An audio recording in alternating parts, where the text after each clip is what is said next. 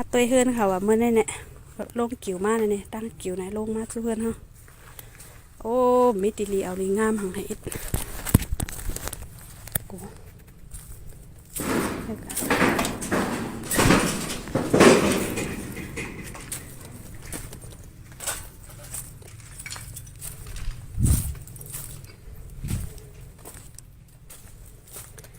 กวายหมดอ่ะกวายหมดอ่ะ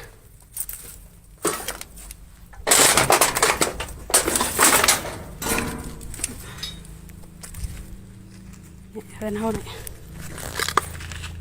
กวายหมดกวายหมดกวายหมดเถอะโอ้อันไม่ป้าเมียของมาปูป้าหามไปไม่ป้าห้าให้ก่อนหันนะเหอะไม่ป้ากวายหมด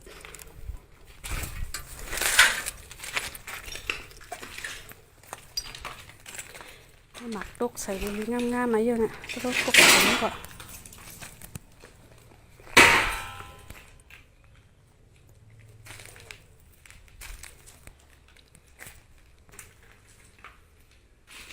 นี่ฮะดูว่างนั่นนะมันจะเช่าอ่ะอ้อมใจไม่ได้ช่างอันเนอะปวดนี่แกผมนี่ยังนี่เลยผมเซมันน่ะโอ้มจะเอาฮัตเต้แหละปุ้ยแล้วว่าปีก็ปีแล้วเรียกว่าเมื่อเอาโยกึดอีหยังกึดทางน่ะพาตัวนี้ก็รู้ว่ามาผักหมดยาวกันนี่หนูฮือหนูยังพักที่หมักตัวก่อนนะหนูพักเข้ามา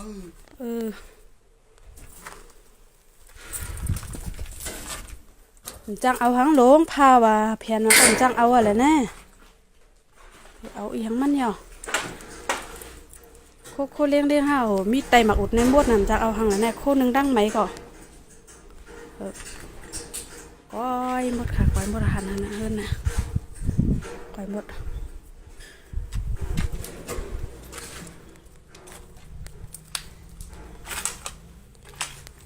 โอ้นี่แหละนี่มันวางเอาต่ำหันยาวช่วงมันนั่นจับผ้าแบบจับ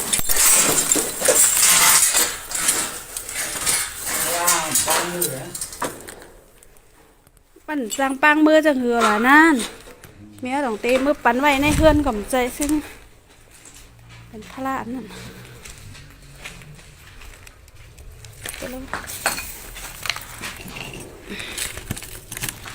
มันมีhàng dòng ngân đây cóมีเยอะบนปอกไว้อะ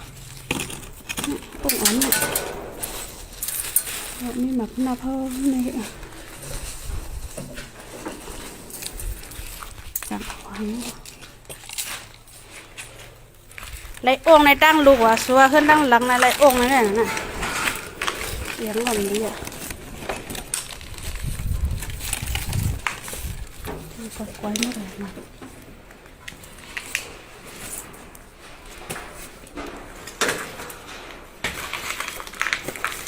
หมักลูกใส่เนื้อเพื่อแคมโซ่เนาะ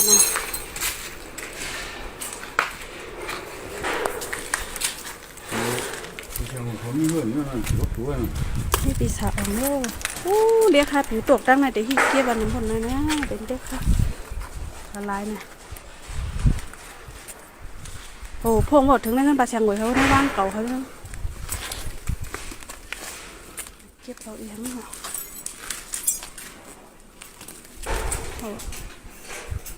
ทางหินชุบขั้นได้ที่ได้ฉีดเลยก้อยจังมาโตเมื่อไรวันหันแต่มาโตมา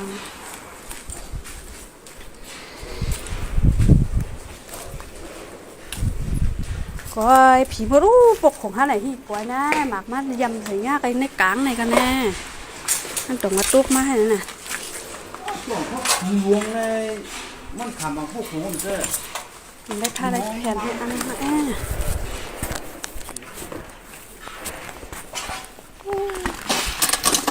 จังเอาแกงแก๊กมาจังเอาอีสังมันนะเตรียมก้อยหมดใช่ไหมกูก็หักหมด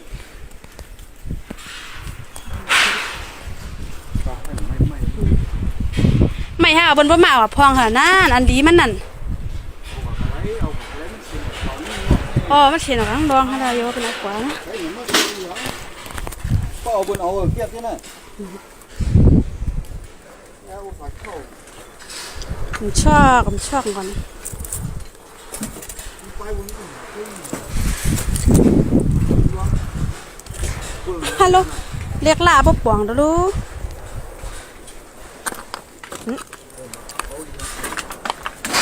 เป็นไงไว้กวายผีมัวอะกวายผีมัวอะโทษสักเปิ้นได้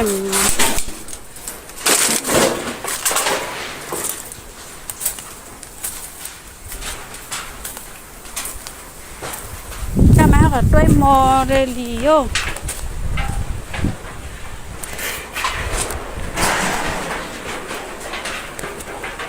โอ้มันเรียกไว้เนี่ยกวางไว้นะนั่นเนี่ยหมักกวางไว้หมดอ่ะ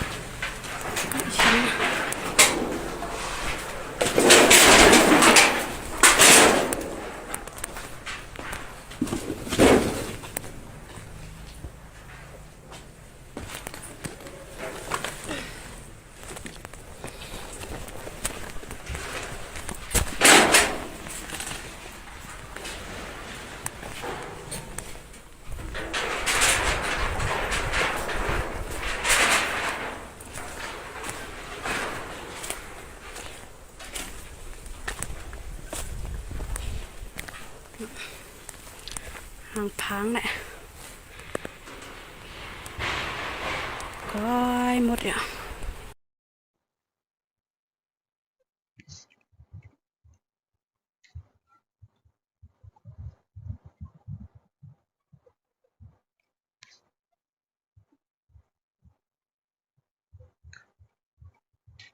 อ๋อค่ะไม่ซุ้งพี่น้องผู้ปนยาวเขากูก็กูเสาเขาเนาะคำขึ้นในก็ตกมันอยู่วันที่2 เดือนธันวาคมปี2024เขาขามาพบทมยากันคำขึ้นในก็เขาขามาด้วยลองปังตึกซึกมันอันเฮ็ดต่อเศร้าคือในวันเมื่อไหร่ค่ะเนาะเขาขามาทัดด้วยว่าซึกมานั่นในข้าวยามหมดเดียวถามว่ามันตึกเต็มตีเย้าห้าในไปเต็มตีค่ะเนาะย้อนไปทางหลาในเขาขามาด้วยอันซึกมันเอาออกมาใส่เครื่องหลักหนักของซึกมันนั่นในมันก็มีต่างนำต่างหลายก้อยกาวันเมื่อไหร่นั่นในเหมือนเส้นหนังเครื่องบินตึกเต้ๆนั่นมันไปพอเอามาใส่เต้ๆค่ะเนาะมันตึกใส่เครื่องบินยังมีว่าเส้นในกำนำค่ะเนาะอันเป็นเครื่องบินดึบล้ำว่าเส้นในก็ไปไล่เอาออกมาใส่ค่ะย่านเบิดทางหลานเนี่ยมันก็ยังตึกตัวเงาลายว่าสังเกตว่าเอาเครื่องบินดึบล้ำอันขึ้นสั่นหลายชื่อหลายรองเสกเข้ามาตึกใส่เจ้าคือเนี่ยมันเทเฮียไทยซึกจัดจึงลุงผ้าเอาตื้อตั้งนั่นเสเลยเข้ามากี่ปัญหาอันนั้นเป็นอันมันวีเงื่องวีไว้ก็ว่าไรค่ะเนาะอันเป็นไพ่ไม่เฮือนไม่เย่ไม่กว่าตั้งวันตั้งเวียงเหมือนเจ้าหนังเมืองใต้ปอดของเฮาคามาด้วยเหมือนเจ้าหนังเมืองไทยก็อ่ำไรออกข่าวติย้อนเบอร์สังเมืองไทยอ่ำออกข่าวปันติล่ะอันว่านั้นหนึ่งในก็อ่ำมีเผยส่งข่าวปันไทยเขาก็ลองหนึ่งค่ะเนาะก็ในพอเขาขามาด้วยเหมือนเจ้าหนังข่าวต่างเมืองก็อำฮัดเมื่อเอาข่าวในเมืองเขาติเหมือนเจ้าหนังจุ่มข่าวเจ้าคือก็มีอยู่หลายๆจุ่มค่ะเนาะก้อยกาไฮปอฮัดถ่ายเอาวิดีโออันตีซึกมันย่าลู่เดียว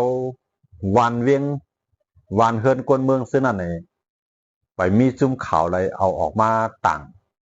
มันถึงมีอยู่ในโซเชียลมีเดียส่วนตัวห้างไผ่ห้างมันเสียได้ต่างขึ้นมากกว่านี้อันนั้นก็ลุงฟ้าเขาก็อำไปห้าผู้จอมเต้ๆค่ะเนาะอำไปห้าผู้จอมเต้ๆเชื่อว่าจะนั่นแหละซึกมันนั่นไหนมันก็หาลอกไล่แต่เดียคิดถึงเงื่องนางฮือตาวันตกเขาอำสั่งเอาตื้อตังส่งแห้งซึกเขามากี่ปัญหานั่นเองซึกมันเงื่องไว้ตรงไหนค่ะเนาะเพราะว่าจับจึงลุงผ้าเขามาเพราะไหนจึงเหมือนเส้นหนัง มานก็จะมีลองมีตั้งว่าป่วนเปลี่ยนเมืองเขาย่าก็จะตั้งยืนดีเคก็จะลาดว่าอันตัดจึงลุงภาคเข้ามาในเพราะว่าเขียมไพ่เขียวบันตาได้เข้ามาก็อยากย้อนเปื่อว่าลองมันกึ้มของลุงภาคนั้นในหาเมืองมันปาไว้เมืองเขเมืองรัสเซียย้อนเมืองเขเมืองรัสเซียในซึ่งก็ตื้นหนำปืดไฟเขียวบันมันก็หู้คอในตัวในเสเลมันก็สองไรอำพัดเอาเครื่องบินอันขึ้นจานมันมาตึกเจ้าคือติติค่ะเนาะกำนำได้มันได้ใจเครื่องบินสู้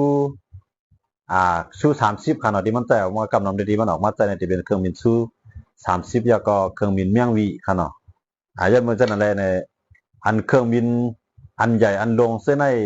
ไปเอามาใส่ติติค่ะเนาะอันนั้นก็เป็นอันลีได้ทัดสางติติบอกว่าปางตึกนั้นมันไปย่อง่ายๆมาในมันตึกวนว่ามันติมีตั้งออกอยู่ตั้งหลังในมาในตั้ง NUG เขาในเขาก็อุบกันอยู่เขาก็หลักอุบกันอยู่ก็ในตั้งภายเมืองเขเลยเมืองเขเลยมาในก็อุบกันอยู่ตัดสีครับเนาะย้อนไปเช่นอะไรในซึ่งในว่าจะเป็นเจ้าคือใต้ก็หลีจุ่มยุบกองกลางจุ่มเลยก็อย่างนี้ปางตึกอันในสังว่าเงื่องไว้ในตีหลีย้อนไปสังเลยเข้าวันนั่นแหละเนี่ยมันไปใจปางตึกกำลึงสุดมันไปใจปางตึกกำลึงสุดเขาอยู่กุฎแดงเหมือนเจ้าหนังปางตึกเมืองใต้ปะทองเพื่อตัวเหมือนตีเอาว่าเหมือนมันน่ะเต็มเข้าอะไรขึ้นก็กาวหมดเลยในมันก็เพิ่มแห้งซึกแถมใส่แท่งตั้งเมืองใต้ปะทองก็เรียบเตลูกเป็นไพ่ทางกำหนึ่งคันเนาะย้อนไปเช่นอะไรในกำในเมืองใต้ปะทองเสียมก้าในเมืองใต้ปะซานก็ล่ามมาอย่างเหมือนเจ้าหนังสีแสงหัวปงซึ่งในก็เกิดเปลี่ยนปางตึกใหญ่เขาขาก็ไหลหันเนาะใส่ขยามหลายวันเฮือนหวานกวนเมืองของเฮือนเยกวนเมืองของพี่น้องเวียงสีเสียงเขาก็ตกอยู่ในกองไฟตั้งน้ำทั้งหลายยังไม่ใช่ไหนก็ในเพราะว่าสังเกตว่าในตับซึกใต้เขาขาจุ่มหลายจุ่มหนึ่งลุกขึ้นมาตึกมันเล่มีลองพร้อมกันถึงขัดตอนดีว่าตึกร่วมกวนปังซึกมันก็ในซึ่งมันติดปันตั้งหยาบกวนเมืองเขาขาหนาหรือเก่ากวนเมืองขาได้มันตินทบตั้งหยาบอยู่ยอดขนาดกูว่าในทบตั้งหยาบลองอันกำเราได้ก้นเมืองคาไม่ใจได้ก็ลองเก็บซึกเราเก็บซึกกันได้ก็ย้อนไปสั่งเลยก้นเมืองกูเหล่าในที่เต้ในก้นมันในจุ่มซึกเจ้าในก็เฮ็ดไทยก้นเมืองป่องใส่ไรย่อก็มีปักเปิงตอนตาได้ด้วยถึงวันก้นซึกเลยก้นเมืองเขาที่เต้ย้อนไปเจ้าในอันในก้นเมืองเขาคาเป็นลองไรกูก็ลองหนึ่งค่ะเนาะสังเกตว่ามันมีจังเลี้ยงเพราะว่ากว่าอยู่ในโคเขียวก็ไรหาบในโคไลก็อยู่ในโคไลก็ไรอยู่ในโคเขียวไรหาบในโคเขียวเอาเนี่ยสังว่ามันมีลองเตียโตซึ่งไหนก็ติเปลี่ยนแทงเมียวหนึ่งค่ะเนาะอันก้นเมื่อกูซึ่งไหนมันเป็นปัญหามันแสดงว่ามันไรเฮ็ดหลายผายย่าก็หนึ่งผายในอันนั้นเจ้าหนังตั้งของเสียวขึ้นถึงได้ก็ตั้งวางไว้ว่า6เหลือเอา6ปีกับในอะไรผีในไปมีว่าหลายปีหลายเดือนหู้ไปมีปักเปิงอันไหนค่ะเนาะคู่ว่าหลุดได้เฮ็ดซึกกวนใจ2คนเลย1ก้อนเนี่ยเขาก็ตั้งวางไว้จังไหนก็เก่าฮู้ว่าได้เฮ็ดหลายปีอันนั้นก็เป็นไปจังเลี้ยงในการซึกเขาค่ะเนาะย้อนไปจังไหนเนี่ยเขาในพวกขาขึ้นมาด้วยว่าอันที่ซึกมันเฮ็ดจึงในอยู่ในอันที่ซึกมันเฮ็ดอันที่ซึกมันเฮ็ดจึงในอยู่ในมันก็เขาห้องว่าเส้นทางเงื่อนเวตอนตาเตเอาจัดจึงลุงภาคเข้ามาใส่แห่งซึกในเมืองห่วงตุ่มตู้เท่าไหร่ในมาได้มันบนเท่าไหร่ประกาศสิ่งมากก็ย่อเพราะว่ามานใจเครื่องอันใหญ่อันดงเส้นในตาบเจ้าคือตีว่าในเอาเตรียมแห้งหนังที่มันมีนั่นบังเต็มตีว่าในจึงเมื่อนั้นจัดจึงลุงภาคเขาจังถอมขี่ถอมราชาเสด็จจังเข้ามาเมื่อเดือนไหนก็มันหงาว่าอยู่ยาวขนาดมันไปด้วยจังหวะไปด้วยข้าวยามันไปด้วยตื้อตังมันมันเจอหนังจากจึงลุงภาคเขาในคณะเขาด้วยตื้อตั้งอันในตอนที่เข้าอยู่ย่อนไปทางนี้พวกเข้าเสด็จปล่อยเมืองเขให้แต่ในที่ในเมืองไทยก็ได้ควบตั้งอยากหลายชื่อหลายลองค่ะเนาะลองอันก้นหลักเขาเมืองเขาก็นำขึ้นกวนกำไรก้นมาอยู่ในเมืองเขาเสด็จมาเหตุการณ์เหตุงานในเมืองเขาในก็มีกวนเนี่ยไทยก็ได้เลยหับปุนพรตั้งหลายย่อนไปจากนั้นเพราะว่าปล่อยให้เขในจัดการภายเลี้ยวเมื่อเดือนนั้นมันเป็นเขการจัดการภายเลี้ยวอยู่เมืองเข้าค่ะในมันเป็นขี่ อายันเบอร์มันเป็นเมืองเขตจัดการภายเร็วและเฮ็ดให้หลายๆเมืองในไม่ใจว่าวันเมื่อนามาในกวนเมืองผมตุ่มตัวในเตกวัดผ่านกว่าหรือเสียไหนเตรียมมิติอยู่มิติกินมันเจอหมดเลยในกวนอันนั้นเมืองตุ่มตัวเขาในปลายเขาเมืองเขตปลายเขาเมืองไทยคำพองก็ปลายเขาเมืองลาวปลายเขาเมืองลาวได้กำเอกเขาเนาะยันเบอร์เมืองลาวนั้นไล่มันเอแห้งน่ะยันเบอร์จะอะไรกวนเขาเมืองลาวก็เตมีอยู่ก็มันกำเอกเขาเนาะเขาคำว่าตัวในเหมือนเจ้าหนังในนาทีตับซึกจอมเรียนดินเจ้าในก็ในของเสียขึ้นถึงได้เจ้าในก็ก้นเมืองก็ปลายมาอยู่น้ำไว้อยู่ในข้าวยามหมดเลียวค่ะเนาะยันเมื่อเจ้าในเพราะว่าจุ่มยิบกองกลางเขามีเป้าหมายยังอ่านอันเดียวกันซึ่งคือมาก็ตื่นดูเลยมังซึกมันให้ล่มย่าก็อ่ำว่นตอนตาตีผัดออกเมืองหุ่มตุ้มให้อยู่โฮมห้อมจ้อมกันในเมืองห่มจุ่มในกูเจ้าคืออะไรก็เย็นทางห้างอะไรอยู่ภายใต้ปักเบิงล่างเมืองอันเดียวกันพอเป็นเช่นนั้นได้ก็ตีเป็นติวตังตีเดียวเพราะคำว่าตัวในเมืองใต้ในได้ลัดลองว่าผ่าออกให้มันมีติวตังแต่ได้ผ่าออกไรกันเนาะซึ่งคือล่ะเนี่ยเขาคำว่าตัวในเหมือนเช่นนั้นหนึ่งในจะคือใต้ก็มันมีเฮียงแต่ได้ผ่าออกก็ในเหมือนเช่นนั้นเจ้าคืออะไรเจ้าคือก็ใครตังจึงเมืองใหม่ทั้งกุ้ยเหมือนเช่นนั้นเป้าใครจึงเมืองตางใครจึงเมืองว่าก็ใครจึงเมืองก็ในกูกลางก็ใครค้างก็ใครตั้งลาดซ้อนลาดเขาลาดซ้อนลาดเขาซึ่งเมืองอันอยู่ในกำอันอยู่ในเมืองใดเขาก็ใครตั้งขึ้นมาแทงปินนี่อันนึงขนาดก็อยู่ในภายอุปเปิงพ้องน้ำของเมืองใดก็กลายเป็นเจ้าคือค้างอุปเปิงค้างเขาก็ทำมีจังไหนไว้ก็ในเขาขาขึ้นมาโดยแทงตั้งธนูเขาก็มีเป้าหมายมียังอ่านตอนตาเดเอาเจเวียงอ่อนเล็กๆตอนตาเขาก็ในเขาขาขึ้นมาด้วยทางลาหูก็มีเป้าหมายยังอ่านเหมือนกันย้อนไปจังเลยเส้นตั้งแต่ได้ผ่านออกนั่นเมืองใต้นั่นมีเฮียงเอาเจ้าคือใต้ก็มีเฮียงเจ้าคือใต้ก็มันแตกกันเหมือนหิ่งห้อยเมียงเสียงไว้ในขายาหมู่เดียวกันมันมีเฮียงแต่ได้ผ่านออกใกล้กามันจะหนังอยากแข่งเขาได้เพราะว่าเขามีกวนหับพ้องมันเขาในเขามีติวตั้งแต่ได้ผ่านออกไรย้อนไปสังหลาในมันจะหนังเขาในเขาในเพื่อเขาเป็นอะไรมันจะหนังดูหินยาก็อยากไข่นึงมี2จุ้มก็ไม่รู้หินยาทางจุ้มในเพื่อเขา3จุ้มพร้อมมือกันไรในเขามีติวตั้งผ่านออกย้อนไปสังในนึกในเขาในรายตั้งใจแถมที่เมืองเขก็เพิ่งหนึ่งรายตั้งใจแถมที่เมืองเขก็เพิ่งหนึ่งก็การตัดได้ผ่านออกไรนั่นได้ละลายเมืองเดี๋ยวเลยห้าพ้องหันออกเขห้าพ้องนั่นไรละลายจึงเมืองเดี๋ยวเลยห้าพ้องย้อนไปจังเลยแต่ตั้งเมืองแล้วเศร้าคอในพอขามาตัวในใจเลยมันจะหนักสุดท้ายขาหันอยู่นั่นมันมีติวตั้งตอนตาเศร้าคือในเมืองไทยตอนตาซื้อคือใต้ติดผ่านออกเสียเลยตั้งเมืองก้อนขอเป๊กซ้ำว่าในลิคมหมายปางลงนั่นเตรียมไว้ว่ามีศูนย์ผ่านออกในเซตาก็อันนั้นมันเปลี่ยนมาหลาย10 ปีปนมาแล้วก้อยการในเงาลายมือเหลียวนั่นมีเพอฮัดมักมันบันเทาก้อยการผ่านออกนั่นลี5ผ่านออกลี5เนี่ยสังว่ามันมีเชียงเลยมีลองพร้อมกันนั่นผ่านออกในลีมันเป็นเมืองเป็นเมืองของเขาเดี๋ยวเลยวางแผนของเขาก้อยการพอมาตัวเงาลายมือเหลียวเลยผ่านออกเนี่ยมีคืออะไรฮัดลาดครับเนาะต่อให้เป็นว่าก็พัดลาดลองผัดออกต่อให้เป็นค้างก็พัดลาดลองผัดออกก็เอาเมืองห่มตุ่มในมาลาดก็ว่าที่พองงำมันจะหนังกูไปเปียท่านคุณนะเขาเพราะว่าการอุปเปิงจับตาทางขอในได้ก็เขาย้อนอยู่กูคือเขาเนาะก็ว่าให้ว่าผัดออกเมืองแล้วเศร้าขอในได้ก็ในขายาหมดเร็วมีเมืองหลายฮัดลับเนาะมีเมืองหลายฮัดลับสังวาลาดก็มีภายในห้องหับเลยมักมันปันย้อนไปเช่นอะไรอันนี้ก็ในเงาลายหมดเลยในอันใต้หรืออะไรเช็ดนะตอนตัดใต้พวกเขามาตัวแต่ตอนตัดใต้ในหนึ่งในขัดตอนการพร้อมของเขาถึงทีละอย่างเยี่ยงหมายการเมืองเขาสองกว่าทีเดียวกันพอใต้เขาค่ะขัดตอนการพร้อมของเขาก็มีมาตามมาอยู่เยี่ยงอ่านเขาใครเปลี่ยนก็เปลี่ยนทีเดียวกันอยู่ในได้ก็จะจำเป็นพ่อนดีตอนตาใต้อยู่ก็เพราะว่าตึกวนว่าป้อมมีไอเขียวป้อมมีไอเขียวก็ไอไล่ที่มีเฮี้ยงมากป้อมมีไอไล่ก็ไอเขียวที่มีเฮี้ยงมากเนี่ยป้อยังตึกวนไหลคอในก็ได้ก็ตอนตาสื่อคือใต้นั่นติดทบตั้งอยากใหญ่ดงวันดังนาอันว่าไปมาอยู่เมืองไทยดิ๊กเลยอันวางก็เมืองไทยในเปิ้นอยู่ภายใต้ปักเปิ้นของเปิ้นใครลืมเข้าเมื่อไรก็ง่ายพวกบนใครเขาอยู่ง่ายก็เปิ้นก็บ่สุกยุงพวกบนใครเขาอยู่หยาบก็เปิ้นก็ปล่อยก้นของเปิ้นจอมลืบจอมเต๋าเมื่อเลียวในเขาฮู้ว่าก้นเมืองใต้ในมานำแห้งหนาเจ้า เหมือนเสียงหนังอันเข้ามาตั้งเมืองศาสตร์เมืองตวนเข้ามาตั้งปุ่มมาแคมหน้ากองมูเนี่ยเข้ามาตั้งในน้ำหนักย้อนเบิกเข้ามาตั้งในน้ำหนักเมื่อกูปอกปวนมาในจอมไผ่จอมสวนที่ในมีตำรวจมีหานมีเยกว่าซอกกว่าเตาวันเมื่อเดียวในวันกันเข้ากว่าในตรงให้ตรงหน้าคำพองก็นุ่งคู่ก้นเมืองเสกจบข่าวกว่าหาเฮ็ดกินจ้างวันที่ในก็เขาก็เฮ็ดมาในกูปอกในตั้งต้นข้าวโพงตั้งเกียงเหลาอำเภอเกียงเหลาเนี่ยตอนมีจังไหนมาสิปอกค่ะใต้เขามาอยู่ที่นั่นก็อยู่ได้แล้วเหมือนเจ้าหนังวันใต้เมืองใต้เสียอยู่กันก่อนแล้ว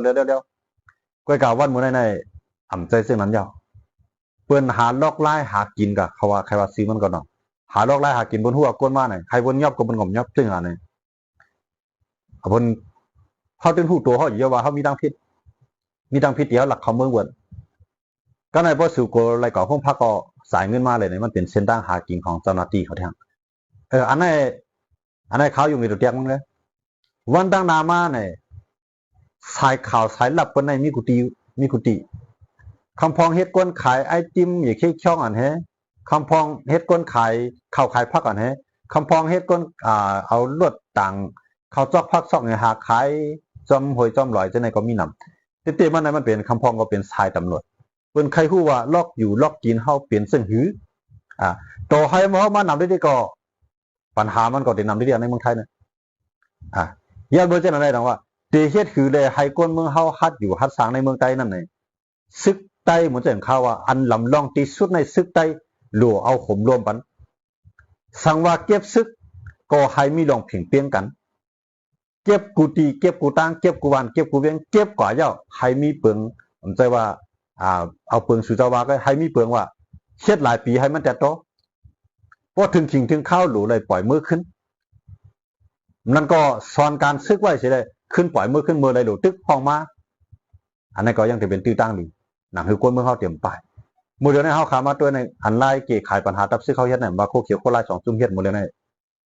มันเปลี่ยนดอกไล่มีไผ่ก้นคือใต้ปลายทั้งเสือย่าเบอร์สาในเก็บซื้อข่าวแห้งก้อยกะปันตั้งหูกวนเมืองว่าตีอันเก็บซึกอยู่ในย้อนเปิดสังเลยย้อนเปิดเผอกำในเก็บมาแล้วสังว่าโคไล่เก็บแล้วต่างหมู่ต่างจุ่มต่างได้มาเก็บไรบ่โคเกี่ยวเก็บแล้วต่างหมู่ต่างจุ่มต่างได้มาเก็บไรเหมือนจะหนังเวียงเมืองคือในหญ้า2เลี้ยงเนาะหญ้า2ปอก2กำมือปานโคไล่อุเปิงโคไล่ก็เก็บกว่าอย่างพึงปานโคเขียวมาโคเขียวขึ้นเก็บเพียงวางเคลื่อนในมันมีลูกว่ามันเงินใครขามปานเอายันว่ามันได้กับปองก็จุ่นกูซื้อกูลองให้ป้ายเหมือนตั้งว่าลืบคือใต้ไปตั้งสื่อได้ตั้งกวดลืบให้เขาป้ายก็ไม่ได้ว่าให้เขาป้ายได้ก่อนใจเพราะว่าขี่เลือดขี่ก้ากว่าก็ซ้ำห้ามยึดปลากลวดปลากาบนที่ไหนก็เฮ็ดพวกเฮ็ดที่ไหนมาไหนเจ้าก้าก็ซุ่มหลายก่อนมันเดี๋ยวมีเลือดมีกามันสร้างขอนก็ในเพราะว่าเขาไรเลี้ยนลวดเลี้ยงก้าเขาก็มีหลายๆก็มีหลายๆมันเจอหนังลวดก้าเขาทำไรสร้างขอนละลายเนี่ยเขาก็อยู่ไรกำลืนมาเขาก็ได้ขายลวดขายก้าเขาอย่างเจอสัตว์เที่ยวจะในก็ได้ปลายเที่ยงคนมีเงินเขาจะในก็ได้ปลายเขามาอยู่ตั้งแต่คิดเรียกคำพองได้ปลายมาอยู่ตั้งเมืองไทยจะในก็ตีมีนำขึ้นกูบ้านเอาอย่างไม่ใช่เลยอันไหนเปลี่ยนตัวปัญหาใหญ่ลงอันที่ตับซิกได้ค่ะกูจุ่มดีได้หาลอกลายมันไว้อุบกันไฮไลท์ไว้ด้วยเอาล่องหน้าที่เขาหน้าที่มาเป็นตัวตั้งทีนี้ถือเลยเศร้าคือไตเลยคนเมืองไตอยู่ในพื้นที่ก้นซื้อข้าวอันอยู่นั่นน่ะไฮโปห่มลมมันเขาไรนั่นทีนี้ถือไฮโปห่มลมมันเขาไรกำไรการอยู่การกินการเฮ็ดการสร้างเขาซินั่นเขาเฮ็ดยาวมาไฮโปเลยขายทีที่ดีวันเขาขายไฮโปกึ่งต่างกาคันมันชื่อว่าเมื่อเต็กชื่อเต็กขายครับมันจะเหมือนเรื่องในก้นเมืองไทยครับมีวัวมีควายในวัวควายใน1 ตัวใน2 เหง2 เหงเงินไทยเขาครับว่าเนาะ2 แสน 3 แสนเลยเพราะเป็นเช่นนั้นนั่นเองมันตุ่มเตือต่อกวนความแพ้ว่าเกษตรกรเขาเนาะเจ้าให้เจ้าส่วนเขาตุ่มตื้อต่อเขาอย่างก็ในเขาเขียนในกาคันมันเตรียมแห้งหนาละตั้งแต่เมื่อเขากะซื้อเตือมันมาเลมีอ้อจ๋ามันกาแห้งเขานำมันถูนำมันจากนำมันกาเขาจะในใจแห้งนำกำไรมีการมีคันในเขาก็หยัดตอนหนักก้นเมืองยันไม่ใช่อะไรอันนี้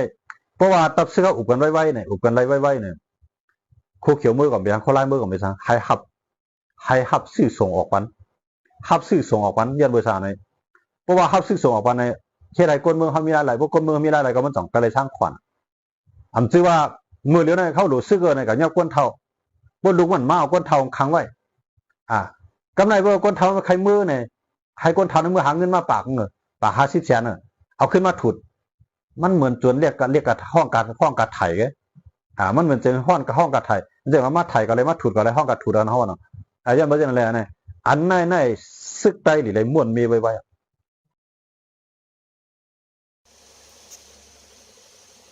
หมายสูงพี่น้องพวกแนวเขากูก็ขนาดวันเมื่อไหร่ก็เดี๋ยวเอาพี่น้องเขามาเลียเพียนด้วย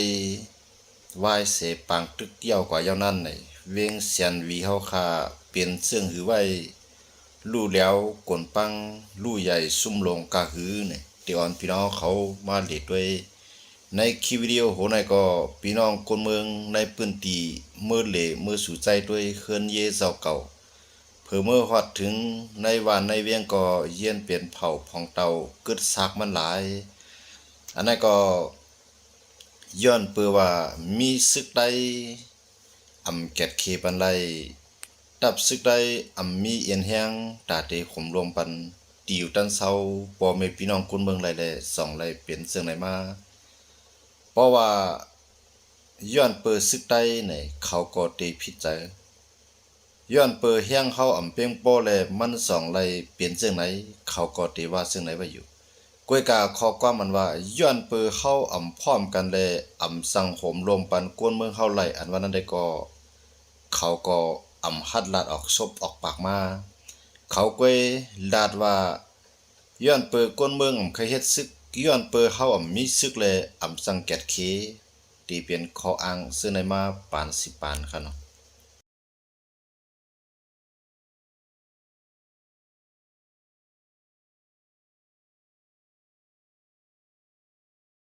บ่มีมันก็ทุบตั้งหยาบลูกมันก็ให้ซึกก็ทุบตั้งหยาบเลยย้อนบ่จังได๋อันนั้นก็เป็นปัญหาเตียนใต้ผมเคยเฮ็ดซึกก็ปึงนึงมาเพราะว่ามันตามมาเปิงมันดีๆยาวเนี่ย3 ปีก็3 ปีได้4 ปีก็4 ปีได้5 ปีก็5 ปีได้พอถึงขิงมันปล่อยจ้อมหนังที่เฮาตกลงกันได้เนี่ยพอเป็นเช่นนั้นได้เนี่ยเฮาติดซื้อคือใต้จังรักษาซื้อคือได้เสียมกะซื้อคือใต้จังขึ้นแก่เขตเดือใครล็อกนาวค่ะอย่าไปให้ใต้เฮาในมีน้ำใจตีวนว่าจุนเปียระกูจะกลอมดูซังเอามันว่าก็เอาตั้งหน้าปอเป็นมาว่าเนี่ยจุนเปียกูจะกลอมมันเจอพี่น้องใต้ต้องเวียนต่างย่านเนี่ยก็จุ่มน้ำจุนน้ำเด็ดพี่น้องเขาต้องเวียงลาเชียวจังได๋จุนน้ำเด็ดขำจุนเฮิรนจุนเยจุนใครจุนหน้าส่องกว่าเพราะส่องกับเปิ้นออกมาก้นมาอยู่มันจังนั้นขี่เขาจังได๋มันจังขี่เขาจังได๋ย่อมบ่จังนั้นเลยนะว่าปัญหานั้นได้มันเขามังกันนะเขาเป็นปัญหาของมันเอาใกล้กันแต่เฮ็ดอยู่นั่นนี่มื้อเดียวในเฮาคาคือขาเฮาขาหันเขารู้ว่าซึกใต้นั้นมันบ่ได้ตึกจุ่มมันบ่ได้ตึกจุ่มเลยบ่ได้ตึกเผอบ่ได้ตึกมันก็เลยเพื่อกับมันตึงมีข้าวยามแทงตามน้ำตาได้รักษาให้จึงคือใต้เฮาฮัดอยู่ฮัดสร้างฮัดเซานางฮือเปิ้นเตรียมหีบมาจริงๆนั่นน่ะมื้อเดียวในหลายหมู่หลายจุ่มหลายเจ้าคือก็หาลอกหลายได้หีบมาขีมออกมาเอาลองตั้งอันที่ว่าใต้ในหัวมาของพวกเขาเข้าก็อยู่ในมาในเด็กลูกตั้งเขาในมาได้ในมือเลือในหลายๆเจ้าคือเลยตั้งพีเดียเขาในเขาวนตรงนั้นเดียวจังไรว่าเขาก็หาลอกไล่แต่เดียวพีเดียในเขามาได้เดียวเลยตอนนั้นในมือซึกแต่เขามีนั้นยันบริษัทซึกแต่เขามีเขาผมรวมเลยเพราะผมรวมเลยพวกมันมาบนเอาเก็บซึกเก็บขวัญเก็บเขาเก็บน้ำเก็บเงินเนี่ยกวนเมืองขาในไล่มันมีไล่จ่ายทำนำในการก้าวการขายก็มีเนี่ยพวกเป็นเจ้านั้นมาเนี่ยพวกน้ำย้อนปืนย้อนมากระไรปันเนี่ยมีก็อะไรปันมีก็กระไรห้ามมากก็กระไรเลี้ยนพวกเป็นเจ้านั้นตีแขนมือย้อนเผอย้อนลูกก่อนกับเมืองไทยในมันก็ไปมีเงินสังย้อนมาสังกาวัดกาไว้มันก็ปีต่อปีก็เสี่ยงน้ำมื้อเดียวในกาวัดกาไว้ก็เป็นตื้อตั้งที่ว่ากวนเหตุการณ์วัดกันไว้เขาก็เพิ่นก็ฮู้ว่ากวนได้มานำจำเปียนเอาเนี่ยกาคันกาวัดกาไว้เนี่ยก็เพิ่มขึ้น2 เท่า3 เท่าเนาะ2 ปุ่น3 ปุ่นเด้อเนาะมื้อกูบอกแนวพวกเฮาเฮ็ดเฮาพันในเฮาวางกาในมื้อเดียวใน 2-3 หมื่นเนาะจุดวนด้วยค่ะขายแบบโว้ควายเฮาตั้งฝูงเนี่ยตัวได้ปอเฮ็ดวัดไหวเฮาแว่ก็แม่สิจับด้วยหั่นแหละย้อนบ่จังนั้นแหละในหนังฮือจื้อคือใต้เฮาเต็มเลย10เป็นจังได๋ก็แทงนั้นคนเมืองใต้ได้เลยรักษาแผ่นดินเฮาไว้แล้วนั่นน่ะเหมือนจังหนังซึกใต้ว่าเฮาอยู่กูแดงในอาเซียนนั่นกันน่ะเขาว่าอย่าไปกับเมืองไทยอยู่ไอ้เมืองเฮาได้จริงเลยเนี่ยตักตาตูเขาปอเขามีเขาปีเขาน้องเขาลูกเขาล่างเขามาอยู่เมืองไทยหมดแล้วเขารู้หมดแล้วคนเย่เขาจะได้มามีในเมืองไทยหมดแล้วขนาดเฮาอยู่นี่ตัวแตกมันก็เขาสร้างว่าตูเขาสร้างว่าอย่าไปให้คนเมืองมาเนี่ยพวกให้คนเมืองมาเขาก็หลวผมรวมมาให้ได้เต็มที่ผมรวมมันเสียมการขายซิเนี่ยอยู่เฮ็ดปะเนาะ ฮับซื้อเขาก้อยก้นเมืองในเฮ็ดเอาห้องกล้วยเนินออกเนินลีนเนี่ยเขาบ่เฮ็ดกล้วยหมดอ่ะก้อยกันดูฮับซื้อเขาส่งออกวันเขามีเฮียงซึ่งไงต่อรองต่อจุ่มไหนก็เลยต่อรองว่าเฮาได้การกล้าการขายก็เฮ็ดการกล้าการขายอะไรเนี่ยขวัญมันก็อย่าไปให้มันเฮียงน่ะให้ก้นเมืองก็อยู่ไรก้นซึกก็อยู่ไรอำสิว่าสร้างขวัญได้มันเปลี่ยนคันเอายันบ่ซานเนี่ยเมืองหนึ่งลูกนั้นมันจึงมีขวัญก้นกูก็เกิดมามันมีการมีงานมีเงินมีรายๆนะมันก็ดึงได้สร้างขวัญเหมือนเจ้าเมืองไทยเนี่ยเขาก็สร้างขวัญกูก็ค่ะเหมือนเจ้าเฮาคาซะในก็เฮาอยู่ในเมืองไทยเนี่ยพวกตัวได้ทำได้สร้างขวัญที่เฮาได้สร้างนำนะครับการนำกาไฟกาห้องกาหอกาเฮือนเฮาอะไรขาดได้อยู่ได้สร้างได้เซาการนำกาไฟมันกูจะก็รอเฮามันตื่นได้ขวัญเนาะกาวัดกาไว้เฮาการลวดกาเฮาจังได๋มันสร้างขวัญหมดอ่ะเฮามาอยู่เมืองเปิ้นพวกถามว่าเฮามาอยู่เมืองไทยต้องสร้างขวัญที่ๆในเฮาสร้างนำเลยเฮาอยู่ในเมืองใต้แทนกันครับก็การไล่มันเปลืองกันถนนไล่เตี้ยมาอยู่ในเมืองไทยไล่มันนำมันแสดงว่าเฮาครับมีรถเครื่องกั้นใน1ปีรถเครื่องในเฮาเสียง500ตีมันขนาดต่อ1ลำเฮาว่ายุค1ลำในเฮาว่า5ปาก5ปากเงินไทยก็ในพวกเป็นกาในตีชุดมันใน2เฮงเงินไทยก็ในกาวัดกาไว้เฮามาแทงตั้งเนี่ยไล่ก็เฮาตื่นได้สร้างขวัญอยู่ยาวครับเนาะเมืองเฮาค่ะก็คนเมืองเฮาสร้างขวัญให้ขวัญนั้นขึ้นปกป้องมันเขาให้ขวานั้นขึ้นปกป้องมันเขาให้ขวานั้นขึ้นมีห้องรองห่มลมมันเขาเหมือนเรื่องก้นเขาอยู่ในแจ้งวันนอกหน้าปางในกินหรือปนมดเอาย้อนมาสังครูสอนในมีไผมาสอนมันเขาหลายเขาได้จ้างก้นในวานเขาขึ้นสอนมันเป็นครูสอนเขามาสอนเขาได้จ้างแทงกำในคิงกลางคิงเหียงมีไผมาจ้างวันไผก็ใครเฮ็ดย้อนมาจากนั้นเลยการได้จ้างก้นในวานเฮ็ดกาเขาการนำคิงกลางคิงเหียงก็ได้ช่างวันแทงย้อนมาจากนั้นอันไหนเขามันเป็นรายจ่ายดังหลายก็เฮาเนาะกำในมันจะหนังสังขาเจ้าเขาในก็1จ้องจ้อง1หลังก็มันได้มีสังขารหลายป้ามีต่อสังมีมุนจ้างหลายป้าเนี่ยคนเมืองมันเขาสิว่าสร้างขวัญก็กับมันการห้องว่าการรู้เนาะการรู้เนี่ยมันก็เป็นการบังคับอันนึงที่ไล่รู้เฮือนกันนั่นเนี่ยตอนดัดสังขารก็อยู่รอด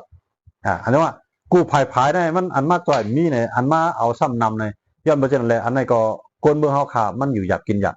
เพราะว่าเปลี่ยนก้นว่าในขามจ้าด้วยสามจ้าด้วยร้องในเนี่ยมีเผยข้าวผู้ย้อนบ่จังได๋เนี่ยมันจังนั้นซื้อเขาจังนั้นมันจังซื้อหาได้ในเขาผู้บ่มีเขาทบตั้งอยากไว้ก็ว่าเขาเลยขอจี้สั่งเดี๋ยวได้เมื่อเก็บขวัญเขาก็มีหน้าที่เดี๋ยวเลยเก็บไว้เขาจังว่าเขาว่าก้นเมืองเขาทุกค่าก็คือเนี่ยคำพัดหลักเขาผู้เขาก้นมาก้นนั้นมันมีเศษบนย้อนมาในก็เลยแคบเขียข้อเขียปั่นกว่าก็มีดังนั้นตั้งหลายย้อนบ่จังนั้นเลยในจังได๋ว่าอันกาเฮ็ดซึกก็ให้มีตื้อตั้งอันตึกอยู่ไว้ตั้งหลังก็ให้รักษาตึกให้ล็อกหน้าให้ไล่เนี่ยว่าลองห่มรวมนั่นลองใหญ่มันเจอหนังอันกูมุกุจุ่มไปตาหาวตาหางใต้เก็บขวานกูว่าไหนสิจะวนด้วยเขาลูกมันสิเส้นตั้งมีพ้นเมืองเฮาคาไกล่ะ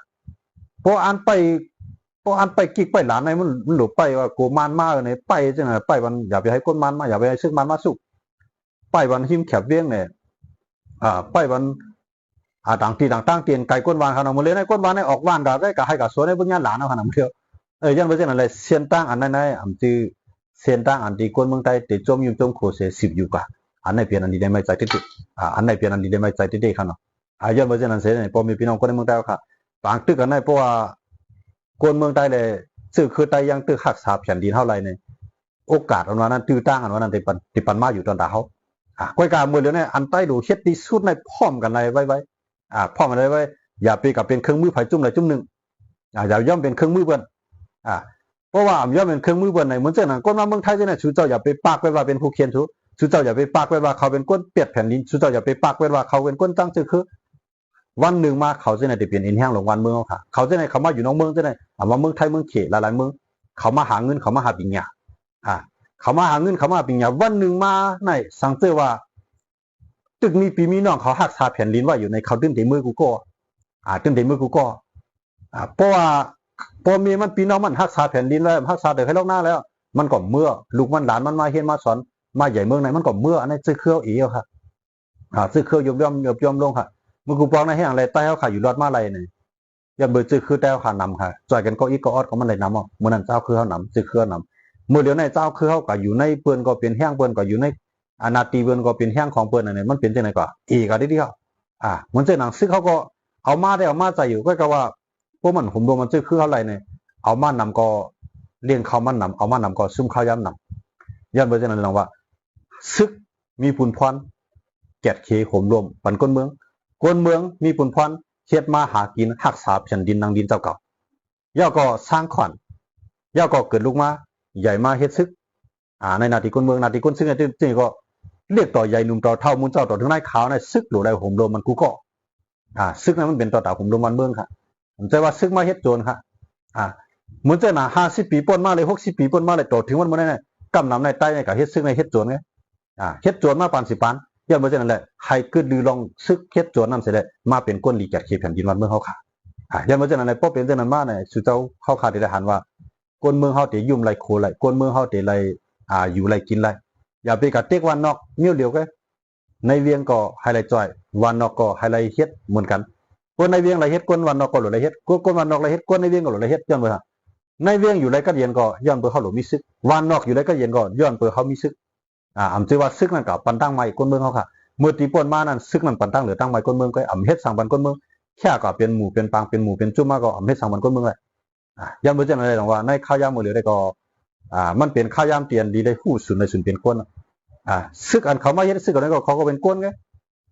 ก้นเมืองอยู่ไว้ในพื้นที่จังนั้นก็คำใจคาลิเพอเขาก็เป็นก้นไงเขาก็ได้หาตั้งเลือกตอนด่าเขาย้อนบ่จังนั้นแหละให้เขาเลือกอยู่ในเมืองใต้อย่าไปให้เขาเลือกไปออกวันยันเมืองนั้นได้ก็ดูไล่ด้วยถึงวันรองห่มรวมเขามื้อเดือนสิเจ้าเขามาด้วยเขาแหละเป็นเสียงพี่น้องตั้งเมืองกึ่งไล่ข่าวจังได๋ทบตั้งหยับลองไปย้ำกว่ากูวันพูดกันกว่าวัน10ก็วัน20ก็กว่ากูวันป่มตั้งกว่าจ้างเพิ่น 20,000 30,000ตั้งดีไล่เขาขี่เฮ็ดมาไล่ขายมีโวควายขายกับภายโป้ขายปีกำไรอันใดก็หลุดจ้อยอันใดก็หลุดกำหลุดแถวในที่ให้เขาอยู่ไล่ค่ะกำลืนมาเขาจุนกูจิกูหลอกเขาจุนกูจิกูหลอกนั่นเผยซุ่มค่ะซึ่งคือไตซุ่มค่ะมันก็ได้รับว่าเจ้าเขาจุนกับเจ้านั้นเขาซุ่มเอาเนี่ยเขาซุ่มที่เขามีไว้ก้อยกับเขายังตึงมีอาศักหลอดเขายังตั้งหาเงินหาคำหาข้าวหาน้ำหาปิ่งอย่าตั้งหูเขาวันหนึ่งมาเงาไล่วันเมืองหลี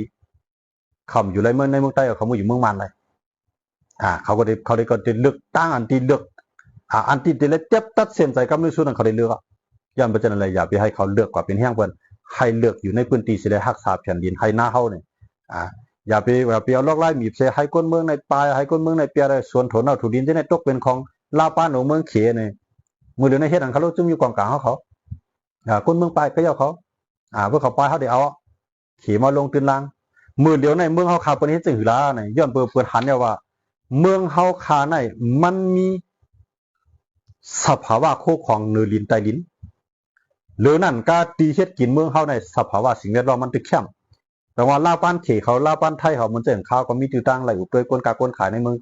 กลกากลขายภายใต้เอาค่ะดีเขากับ10น้องเมืองเสกาขายเนี่ยก็เลยมีติวตั้งไหลอุปเลยทบหญ้าเขากำไรเขาก็หันว่าเขาได้เมื่อลงเมืองเฮามันจะเห็นว่าชื่อเขาเขชื่อโถนเน่า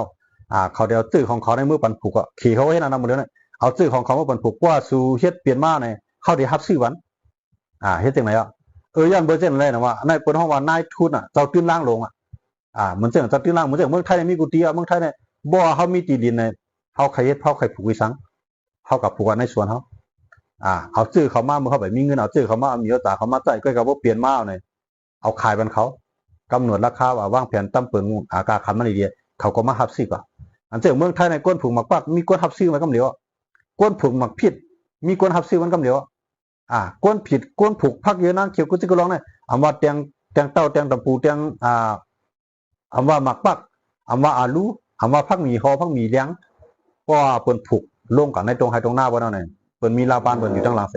ไปหับซื้อกำเหลียวเพราะมันออกผลผลิตมาเพราะว่ามันออกเปลี่ยนน้ำเป็นตัวมาอย่างนั้นเปิ้นหับซื้อเอากำเหลียวยันบ่จังได๋เมืองเฮาคาในขี่เขาในเฮ็ดจังนั้นฮะขี่เขาในเขาได้ปล่อยมาให้คนเมืองเฮาผูกเมืองเขาคันเนี่ยตีเลยตัดไม้หลังคือก็อยากขี่เนี่ยผมสนใจครับหรือให้เขาผูกมันเขาขี่เขาไรก็โป้ผูกมันเขาไรเขาหลูดันหือเขาก็เดียวฮับซื้อก็ขึ้นส่งออกต่างเมืองออกตู้กำพร้าเขาก่อขายเนี่ยเนี่ยมันจะในเขาเขียนในเบิ้ลก่อเฮ็ดอะไรเนี่ยเขารู้เมืองเบิ้ลขนาดมันถึงเบิ้ลเอาเปิ้นมีเครื่องอบมันขนาดเครื่องอบมันให้มันแห้งเปิ้นไว้ได้เป็นปีเปิ้นเสี่ยวคู่ของเมืองซื้อโป้เตี้ยขายเปิ้นเอาก็อบไปในเมืองเปิ้นเอาก็เพราะว่ากาขันมันดีหมดเลยเปิ้นส่งออกเปิ้นก็เฮ็ดอาหารเป็ดอาหารไก่อาหารหมูอาหารวัวอาหารควายเปิ้นเอาก็เป็นอาหารตัวสัตว์ในทั้งหลายเนี่ยย้อนเบิ่งจังได๋น้องว่าเมืองเฮาคันมีน้ำดันถือก็เปิ้นฮับอะไรก็การที่เปิ้นชื่อในย้อนเบิ่งสังลาเนี่ยหนึ่งในเสียนต่างกว่ามันหยัดจุ่มอยู่กองกลางมันน้ำที่อันลาป้านคำพัดซื้อกำไรซื้อมาต่างเต็มรถเต็มก้าก็เหยียบย่ำหมากแฮ ซึ่งในพังไว้หมักซ่อมทางตาพังต้าเนี่ยปีในเฮ็ดให้ซื้อเขาเฮ็ดให้เขาเขียนเมืองเขาขากาขันตกเตเมื่อปีกายซ้ำก้นเมืองเขาขาอ่อนกันคัดใจเมื่อปีกายซ้ำกาขันมันดีได้อ่อนกันคัดใจเฮ็ดมานำปีนี้ซ้ำเอากาขันมันตกเสียเลยภัยความจังคายให้เนี่ยย้อนเบอร์เจนอะไรอันนี้ก็เป็นปัญหาลงอันหนึ่งตอนดักก้นเมืองเขาขาย้อนเบอร์เจนอะไรนะว่าตับซึกแต่เขาขานั้นซื้อเจ้าไปกับตึกมันเป็นสังก็ให้ซื้อเจ้าหาลอกไล่พร้อมกันให้ไล่พร้อมกันให้ไล่เสียมก้าข่มรวมบันก้นเมืองอย่าไปปล่อยลูกน้องตะเปสู่กะหักกันจะนั่งยิ่งมีลูกอ่อนเปิ้นทีหนึ่งในทีหนึ่งอย่าไปปันกว่าเงียบเจ้าลวดเราก้าทีหนึ่งในทีหนึ่งให้อยู่ภายใต้ปักเปิงสู่เหมือนเจ้าหนังสู่เฮ็ดพิษก็ให้ก้นเมืองเจ้าตั้งพิษสู่ก้นเมืองเฮ็ดพิษก็สู่ตั้งพิษก้นเมืองอยู่ยาวมันโดดเล็ดตั้งมาปานนั้นไงฮะมือในว่าก้นเมืองเฮ็ดพิษสู่เอากับปอกกับแฮมพิษก็สู่กับปอกกับแฮมพวกก้นซึกเฮ็ดพิษมันจะต่างลุ่มตลาดอีกแล้วซึ่งในเอาอาณาปลายกองเปิงสังกันตั้งไล่เฮ็ดของซึกมันเลยเขาห้องมาเผลิตการเปิงสังกันตั้งเจ้าอาณาตั้งหลายใช่ไหมย้อนเบอร์เจนอะไรในมือสู่เจ้าลาดว่าเปลี่ยนตัวเตียนก้นเมืองในมือสู่เจ้าลาดว่าให้ก้นเมืองอยู่จำปักเปิงสู่ก็หลมีปักเปิงผมงำสู่ก็หลมีปักเปิงแต่เดียวตั้งพิษสวยไรสู่ก็หลตั้งบันลุ่มก้นเมืองวันเมื่อไรสู่เจ้าเอาหมักกองไปกองไอ้เจียวใครกินข้าวก็กองเจียวใครเงินก็กองเจียวใครคุยได้คุยพอดีไรกองเจียวอันนั้นมันเปลืองสังกีไรตั้งมีหนองแรงขละมันตึงเปลืองสังกันตั้งอาณาซึกมันปาน10 ปานขละเปลืองสังกันขลุย้อนเบอร์เจนแล้วเขาไข่หันตับซึกใต้นั่นเปลี่ยนตับซึกอันที่ก้นเมืองหักตับซึกใต้นั่นให้เปลี่ยนตับซึกอันหักก้นเมืองเขาขาไข่หันตัวนั้นแกมันจะเขาขาอยู่เมืองบนเช่นในกูว่าในเขาที่กินดินที่อยู่ในเขาขามีอยู่มีกินก็กล่าวว่าเพียนดินนั้นมันจะเพียนดินเขามันอยู่ภายใต้กฎเกณฑ์การวางแผนของเปิ้นเปิ้นให้เขาอยู่ง่ายก็เปิ้นได้ปล่อยปักเปิงมันโดมอีหลอนไงเปิ้นให้เขาอยู่ยาวก็เปิ้นได้มีมาได้ปักเปิงเปิ้นอีหลอนอันนี้ก็เขาได้อยู่ยาวย่านเบอร์จันแล้วอันว่าเมืองไทยจะได้อย่าไปทางว่าเขาเกี่ยวนะมังก็ได้เปลี่ยนน้ำหูน้ำตาการเฮ็ดได้มีนำก้อยการเงินหลายๆมีเขาอยู่เกลือเตียงพี่น้องหลายตาอ้างมาอยู่ที่ตั้งอำเภอฮอดอำเภอมีเจียมนะกวน3ก็รายเงินเดือน30,000ต่อ1ปี3ก็ราย30,000ได้บอกว่า1ก็ได้ราย10,000ไงขนาดสิจะวนด้วยครับลูกเฮ็ดเป็นปีมันได้ว่ามีข้าวต้องตอกใส่กับวันเนี่ยย้อนบ่สังที่ซึ่งมันก็แค่นหรือเมืองเฮาในไรปล่อยซอกกินหลายหาย้อนกินข้าวเขาได้เขาวนอย่างนั้นได้หรอมันเปลี่ยนอะไรจังอยู่ได้จังค่ะมาอยู่1ปีใน12 เดือนในรายเงิน10,000มาอยู่จอมอำเภอฮอดอำเภอมีเจียมเนี่ยเปิ้นเฮ็ดเปิ้นเตียกเปิ้นคนเมืองเฮาเนี่ยพี่น้องลอยก็เป็นคนเมืองใต้พี่น้องใต้เป็นคนเมืองใต้ก็กับเปิ้นมาเฮ็ดจังได๋ทั้งคนเมืองเฮาเนี่ยยันบ่สังละสิจะวนได้คั่นแหละมันเปลี่ยนกว่าแล้วจังได๋ว่ามื้อนี้กินข้าวพัก1 ตามันจะเฮาขายอยู่ในเวียงเกียงใหม่ในมันแต้มกว่าเงิน1จ้อย100ต่อ1 ตา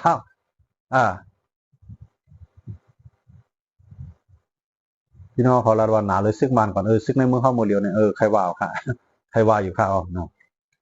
ย้อนบ่จังได๋ว่าอย่าไปใจวู้ใจควายสิอุปเปิงคนเมืองให้ใจเงียนปิญญาตั้งผู้ที่เจ้าก็มีน่ะปกป้องซื่อคือเจ้าก็ปกป้องคนเมืองเจ้าก็เกียรติเควันแผ่นดินเจ้าก็เพราะว่าสุมอกใครเป็นสัตว์เทียนก็ได้ป่วนลูกสู้หลีกว่าป่วนก็ตั้งซ่านตาล่ากว่าได้ค่ะกว่าได้กุ้งฉางกงเนี่ยกว่าได้ดังป่วนเนี่ยวันใต้ก็มีเวียงใต้วันใต้ก็มีละเตียตั้งนั้นค่ะน้องปุ๊บปวดกว่าทั้งบนเลยตรงให้ตรงหน้าเขาในกว้างสุดสุดตาเขาก็กับมีคนเฮ็ดมันค่ะ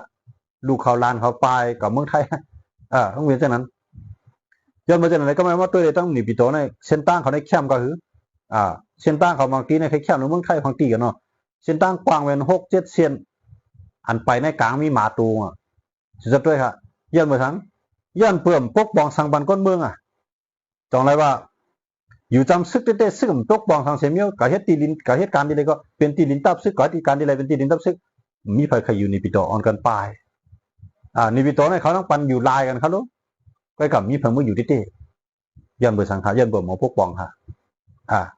ไอ้มานากำลำชาเนี่ยหมอปกป้องค่ะ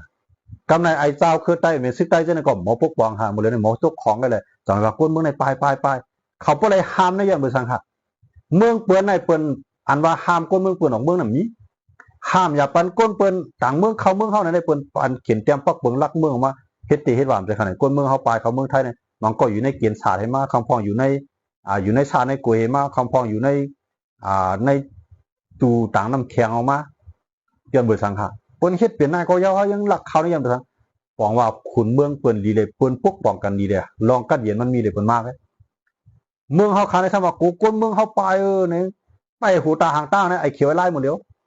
ไปกูก้นเมืองในขี่รถขี่ก้าออกกาเจ้ารถเจ้ากาทบตั้งหยาบไปหมดเดียว ก็ไม่ว่าหลุดเก็บของเก็บเจ้ารถเจ้ากาก็ในการห่มรวมมันสู่เจ้าอยู่ในพื้นที่ในปกป้องกันเลยด้วยถึงกันเลย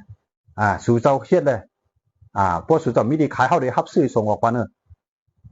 นำกัดเอาเนาะปัญญามีตอนได้ส่งขายบันก้นเมืองไทยมีตับซึกจุ่มเลยหมอขายไม่ขายตอกหมอคุดเฮคุดพลอยหมอคู่ของใต้ดินขายกินป่นกับวันอันไหนบนว่าจวนแผ่นดินบนห้องจวนแผ่นดินคู่ของในแผ่นดินเท่าไหร่เป็นของก้นกูโก้ลูกก็เขาเป็นของตามุกจุ่มเขาไว้เอาเป็นของตาผู้น้ำเขาไว้อันไหนบนห้องว่าจวนแผ่นดินมีเมืองใต้ค่ะย้อนมาจากไหนอย่าไปสิเป็นจวนกว่าแท่งเป็นก้นให้เป็นก้นดีเลยให้เป็นก้นดีเป็นผีได้ห้ามว่าให้เป็นก้นดีนั่นมันจะเรียกว่าเฮ็ดก้นงือค่ะเนาะมันจะอ่านเฮ็ดออกมาเลยนะเป็นก้นงือน่ะจะก้นดีด้วยก้นงือใช่ไหมในคุกของเขาเนี่ยขายไปมันขี่ขายโป๊ะขายเป๊ะจากแต่ก้นเมืองเขาขายเนี่ยมันยากสั่งบนห้องก้นงือมันงือสั่งแล้วพวกในสายตาตื้อตาว่าถ่ายตาตื้อคือว่ามันงือใกล้กับว่าลักลิงตอนตาตูมันค่ะย้อนมาจากไหนจะในอ่ำถูกดีเลยเปลี่ยนค่ะในมือก้นเมืองเขามีตั้งปึงในมือก้นเมืองเขามีดีใจใหญ่อย่าไปเป็นจวนแผ่นดินป่นกว่าพี่ยาวเข้า60 ปีไปสู่เจ้าเฮ็ดจวนแผ่นดินมาเยอะจวนกูจะกูลองเนื้อเส้นตั้งก้นเมืองหลุกไปก็เฮ็ดจวนไปต้องผังตั้งก้นเมืองโหไปก็เฮ็ดจวนเก็บขอนมุกขอนควายก้นมือต่างมาเข้าเต้าน้ำก็เฮ็ดจวนเก็บกินมาเข้าเต้าน้ำเจ้าในบนห้องจวนค่ะย้อนมาจากไหนในเพราะว่าสู่เจ้าใครขวานให้ก้นเมืองในล็อกมาใส่ห้างกล้วยมันถึงขิงถึงข้าวให้มันมาใส่ห้างกล้วยมันเขียนออกมาค่ะเลยเทคโนโลยีมันเร็วของถึงเอาลูกเปลี่ยนแล้วลูกได้ขนาดมันจากเมืองไทยไหนว่าถึงขิงห้างขวานเพราะว่าอยู่กับแจ้งเขาขายอยู่เฮือนใหญ่เฮือนหลวงตัวนั้นเนี่ยการนำ1 เหรียญ 1,000 บาทเพราะห้ามกว่าตายไม่คนในตัดไปเท่าวันจ่ายน้ำมันเท่ากันเลยกว่าได้เดียวอยู่ดีเลยไกลดีเลยก็เลยกว่ากาไฟบนเฮ็ดสำนักงานบนเฮ็ดศูนย์ของมันในตั้งไว้ว่าถึงวันถึงเดือนมันมากาเลยกว่าสร้างเอาผมสร้างมันได้รับไฟเอาบนในยุคโมไฟเอากว่าเวลากาเลยกว่าห้างกล้วยมาตาบกับไปผังตาผังใต้เก็บกินมาต้องกับไปเอาไม่ปกไม่ซ่าในที่บนใต้เหงียนบนเอาออกบนย้อนมาใช่ไหมถามว่ากวนอาคารเนี่ยมีไฟแต่ได้หุงข้าวก็หยาบแต่ได้ซักซื้อคู่ก็หยาบแต่ได้นั่งให้อยู่ให้กินให้ก็มันใหม่กาไฟน่ะมีมไรอยู่ในเมืองไทยเนี่ยมีไฟว่าในขานใจนะมีไฟชั่วโมง2 ชั่วโมงก็กำว่าไฟช่างพงกับมีอะไรพวกไม่ใจแบบนี้ขนาดแต่ว่าไฟเนี่ยมันจำเป็นตอนดาดทรายใจก้นกูก็ว่าถึงวันมาเนี่ยมันมีเจ้าหน้าที่ปุ่นพ่อเนี่ยเอาไว้เสียดเอาบินมันมาเสียไว้นาเฮือนเขาก็ลากเอากาทรายกาอะไรกว่าได้ดีก็อันนั้นก็ตัดซื้อเขาก็รู้เลยเป็นอย่างนั้นนะว่าถึงข้าวเคลื่อนไหนไปมาสร้างขวานในใครมันเมียนจุ่มเติร์ดตอนในเครื่องมันแสนเลยมันก็กระเลยล็อกกว่าค่ะอันนั้นใจของไปหูตั้งหางตั้งเฮ็ดจวนหูตาหางตั้งบนห้องมาเลยเนี่ยจวนกูมีว่าอันออกเหนือเมืองเขานั่นต่างรถต่างก้างก็จวนต่างพักมีก็จวนความว่าขวัญในมันหลวมาเป็นคุกของแผ่นดินเนาะเสด็จพวกของแผ่นดินนั่นคือหนังนะว่าเปื้อนไทยของว่าผ้าสีค่ะเนาะผ้าสีเนี่ยเปื้อนเอามาว่ากูก็เสียภาษีมาเนี่ยเสียภาษีตอนนั้นทั้งเอาเงินเขาในกองกลางก็ได้ด้วยกันกำไรก้นเหตุการณ์เมืองเขาจะในอะไรกินเงินเดือนในกองกลางนั่นก้นกูก็ตายวันน่ะมันเจ๋งว่าสเขาว่าเต้นพองนะเมืองไทยเนี่ยมี5 ปากตั้งสวแทน7 บาท 50 ก้อ7 บาท 50 ก้อเนี่ยมันเจ๋งหนัง1 ก้อใน150,000เข้าวันในดาวเทียมมันเขาเอาเงินกูก็ในกับเขาเอาเงินเขากูก็ที่เขากับสร้างขวัญในกับจ้างเขาเหตุการณ์มันเขาก็ในมันเจ้าหนังตำรวจเจ้าในเมืองไทยเนี่ยได้มีหมก200,000 300,000เขาก็กินเงินเดือนเขาก็เฮ็ดนาทีเขาเฮ็ดปุ้นพ่อนเขาผู้หลักก้นจวนอยู่ดีแล้วก้นหายก้นเบิกอยู่ดีแล้วเขามีปุ้นพ่อนหรือไรยอบหรือไรตีหรือไรมัดบนในบนเฮ็ดในประการวันเพื่อนเอาขวานให้ขึ้นปกอันว่ากาเฮ็ดซึกเลยมีเงินเดือนกินไม่ได้มันเรื่องซึกไปต้องเรียนดินเจ้าในเมืองไทยเนี่ยซึกเขาก็มี3-4 แสนกับลูกเมืองไทยเนี่ยเขาก็มีเงินเดือนกินกูก็ไม่ใช่ว่ากาไปขุดกินไม่กอกไม่คามเขาจะอย่างซึกใต้เขาคานเปลี่ยนอยู่กูวันเนี่ยเขามีเงินเดือนกิน1 เดือน 10,000จะวนได้เขาเลยเขาวัน3 ตาซื้อโคตรบนทุกวันแท่งอันนั้นน่ะเพิ่นสร้างขวัญเพิ่นเฮาว่าขวัญอันนั้นน่ะขวัญให้ขึ้นมันจะขวัญในตอนนั้นสัง ไอ้เนี่ยมันอยู่จอมเฮิร์นของมันใช่ครับก็เฮ็ดซึกก็มันก็เลยกินเงินเดือนมันเจอเมืองเขาค้าในเฮ็ดซึกในรายจ้างกว่ากูขึ้นอันนี้เขามีซึกหนึ่งก็เนี่ยเขารายจ้างกว่าบางก็ดีว่าเมืองเงยจ้างซึกก่อนให้มันจ้างจริงหรือเปล่าเนี่ย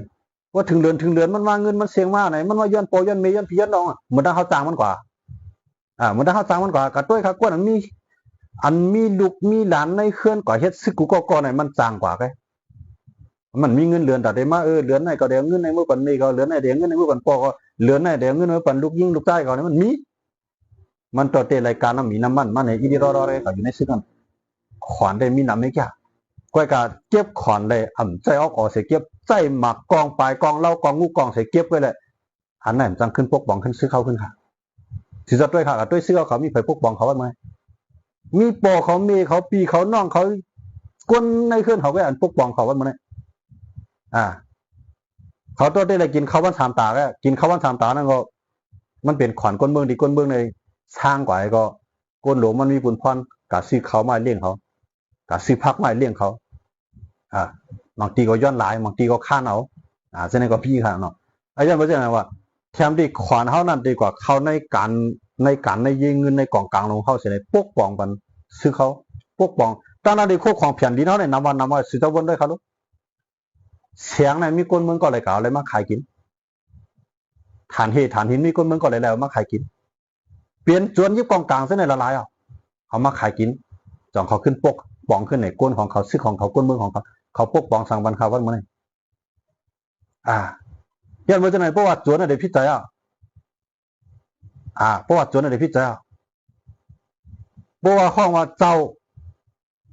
มันทำกึ่งด่านมีห้องเพราะว่าเจ้าในเมืองไทยเนี่ยเป็นห้องว่าเจ้าเนี่ยมีสองกอกไงมีเจ้าหน้าหอข้ามในเจ้าหอข้ามในบนห้องเจ้าเมืองไทยยังไปทางในบนห้องว่าเจ้าเขาได้เป็นเจ้าของแผ่นดินตีแล้วหรือไรปกป้องถึงคือป่าไม้ตีไรก้นวันก้นเมืองมีน้ำเขาเฮ็ดปันตีไรก้นเมืองมีการกล้าการขายเขาตั้งโรงงานทับซื้อกัดด้วยเขาเลยในเมืองไทยในโครงการลงในมีกูตีมีกูหัวมีกูลอยเตียนมีก้นเมืองอยู่นั่นอันในบนห้องว่าเจ้าได้ถึงด่านห้องเป็นเจ้าของแผ่นดินแล้วเขาเนี่ยก้นผ่านมีตีดินเขาเฮ็ดปันตีดินสปกว่านสสามนสสี่ว่ะเพื่อจัดการวันสามีจุ่มจวนยิบกองเมืองเฮาจุ่มหลายๆเฮ็ดปันเพราะว่าในพี่ใจก็ลองเต้นในสุดวนด้วยเขาแหละเพราะว่ากึ่งตานไทยเขาพวกอะไรห้องเตาเนี่ยพวกปองวันเขาแหละก้นเมืองเขาผมรวมวันเขาแหละก้นเมืองเขาเฮ็ดออกมาเนื้อลิ้นในกินในมือหับซื้อวันเขาแหละสุดเจ้าเฮ็ดก็อะไรเมืองไทยสุดเจ้าเฮ็ดก็อะไรเมืองเขตสุดเจ้าเฮ็ดก็อะไรหลายเมืองเลยค่ะเนี่ยก็เป็นแต่นั้นถือก็ติดต่อกันแหละกับ10 วันเลยมือในสุดเจ้าเฮ็ดก็อะไรถึงตั้งมาอันเป็นผู้เขียนเอาก็สุดเจ้าเวียนไว้ดีกันเนาะกูวันเนี่ยกล้าขายกับจุกันเขาแหละหับ10 วันส่งออกวันเขาแหละหายก้นเมืองเขาเปลี่ยนหลายๆเฮ็ดเจซุ่มแห้งหลายอันไหนจะไหนก้นอ่อนหูก้นเหตุการณ์เมืองเขากูก็กูเจ้าจะไหนหนูวัวเนาะหนูเฮียเนาะเดี๋ยววันว่าปันแห้งใจก้นเมืองปันแห้งใจก้นเมืองพวกปันแห้งใจก็ได้อยู่ที่ไรปันก็แล้วแห้งใจได้ขนาดไหนก้อยกะว่าแห้งตูดัดได้อยู่น้ำมือขันใจว่าอยู่เย่าแห้งใจได้มีแห้งตูมันอยู่หยาบตอนนั้นว่าก้นเมืองเขาค่ะหาบซองมาป้า3 การมันหือใจหล่ะหมดแล้วอันติวก็หลุดติวอันจี้ก็หลุดเจี้ยนตีก็หลุดเตียงอันปื้อก็หลุดปื้อหมดเลยมันคือหน่อยย่อก้นเมืองค่ะย้อนว่าจากนั้นเลยให้ชูเจ้าเดียวเพียนด้วยเลยแห่งเลยเมืองไทยเปิ่นเคยเขาเมืองไทยชูอยากไปกับทำเปิ่นหนังก็ทำได้ตัวสูงนั่นน่ะแห่งอะไรก็ไม่ขึ้นในเมืองไทยในเนี่ยความตอบมีอยู่ว่าย้อนเปิ่นเมืองไทยมีห้องรองห่มรวมตอนตาลูกล่างนางมีเขาย้อนเปิ่นเมืองไทยมีรองห่มรวมตอนตาลองอยู่ลองกินตอนตาเขาย้อนเปิ่นเมืองไทยในมีเพศเขียนสังกีฬาดูการทำได้ตัวชูเจ้าก็พวกคู่ความตอบมันเนี่ยนะย้อนเปิ่นคุณเปิ่นลีวันเมืองเปิ่นผู้นำเปิ่นลีกันคนเหตุการณ์เมืองเปิ่นเฮ็ดดีเลยมันจ่องกันอะไรอยู่ดีก็เดียนมันเจอนะว่าชูเจ้าได้ตายเรียวตั้งเปลี่ยนว่ากินสายกาเขาใช้มันว่าไงเรียนหาเมืองไทยเรียนหาเมืองขี่ยันเบอร์สังเมืองห้องเฮ็ดไรคันเนี่ยโมสอนคู่สอนโมเอาเมืองห้องเฮ็ดไรคันเนี่ยโมยาเมืองห้องเฮ็ดไรคันเนี่ยห้องยาเฮ็ดไรก็กะว่ายันเบอร์สังแล้วห้องเฮ็ดยันเบอร์ห้องมีดอกห่มรวมบันนะจังเฮ็ดนะกำไรแต่เขาดีห่มรวมแล้วเขาดีไรคือเขาหลุดพร้อมกันเปลี่ยนน้ำหนึ่งเสียงเดียวน่ะตีว่าไอเขียวไอไล่ตีว่าไอปีตุจิตก็นั้นก็ในสังในเมื่อเขาเปลี่ยนซึกยังอันต่อดาสังทัดซึกในก้นเปิ่นตายกองเปิ่นยังพร้อมตอนตาได้เรียกน่าผู้หญิงหมื่นก็มันวันนี้เปิ่นฮัดเรียกหมอกกันน่ะอันในก้นเขาในป้ายเปิ่นอันพุงเมืองเมาเข้าเมืองไทยเปิ่นพุงเมืองพุงเมืองมันในสุดจะวนเลยครับลูกจะคือเอาเปลี่ยนเต็มไหนยังติว่ามาเฮ็ดซึกมาเฮ็ดซึกนำเฮ็ดซึกนำก็มีพรลีสังลาเพิ่มแก่ขี้ปัน อันสุดจะว่าเฮียงสิเขามีเหลี่ยมจังแก่เคบันนาตีมีไว้อยู่นั่นสุไปเจ้ากินน้ำฮะตีมีไว้อยู่นั่นสุไปกูกายฮะได้กันเนี่ยเพราะสุพร้อมกันในสุมีเฮียงซึกเสียนำเลยในใต้เนี่ยสุมีเฮียงซึกเสียนะสุว่าสุมีซึกในสุติกาลาในเพอกระทำด้วยเขาเลยพวกนั้นคือใต้เนี่ยกระทำด้วยคือใต้ละมีเคลื่อนไหลหลังเคลื่อนไหลวันนอกหน้าปังกูวันตีว่ากวนในเคลื่อนมันยามเฮ็ดซึกในมีเคลื่อนไหลค่ะกระทำด้วยเขาเลยนับตั้งแต่ปานเจ้าคุณสามารถปานเจ้าบางพระเจ้าเยซึกเจ้ากันเจ็ดเจ้าเจ้าสือเทียนหลายเจ้าอันชูเป็นเจ้าทั้งหลายเนี่ยกระทำด้วยเขาเลยว่ากวนในเคลื่อนสู่สองยามเฮ็ดซึกค่ะเนี่ยเครียดมากปานสีปานเนี่ยเครียดมากปานโปปานปู่ปานปู่ปานโปปานลูกปานหลานมันเครียดมากก้วยกำเรียกลายสังมากาอยู่กาหนาวลงกาอยู่กาคากาอยู่กาห่างไกลเอากาได้ดีกว่าลองห่มลมลองมันกึมเขาย้อนไปเจอนั่นว่าอันไหนหรือไรมีเรียกลายไปวนลายเฮ็ดแล้วเพราะว่าเรียกลายไปวนลายเฮ็ดสิเลยพร้อมกันมาเนี่ยเงาลายมันปั่นมาอย่างตอนตาเขาตีอยู่รอดไรกัดเย็นห่างเงาลายตื่นตามมันปั่นมาอย่างนี้ค่ะสุดท้ายเราว่าซึกเข้าเอนะซึกบนน้ำโลเนี่ยตีซึกบนน้ำนั่นเปลี่ยนจุ่มเดียวกันน่ะตีซึกเข้าเอเนี่ยเขาแจกพีกันเขาเอกันน่ะอันนั้นเขาคันเรียบเพี้ยนด้วยดีๆเด้อันนุ่งโคซึกอยู่ตั้งหลายอันยิบกองอยู่ตั้งหลายใช่ไหมอย่าไปเฮ็ดจวนเบียกกอง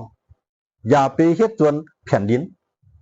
ให้เป็นซึกอันมีเสจาต่อคนเมืองเสียเลยเก็ดขี่แผ่นดินวันเมืองเขาขาพอมีเขามีซึกจังไหนข่าวอยู่นี่ว่าคือใต้กูก็คำว่าได้จุกันคือตีเย็นกันอยู่แล้วคำว่าได้โทษตั้งอย่างต่างนี้พร้อมได้ต่อสู้จ้องจุดเจ้า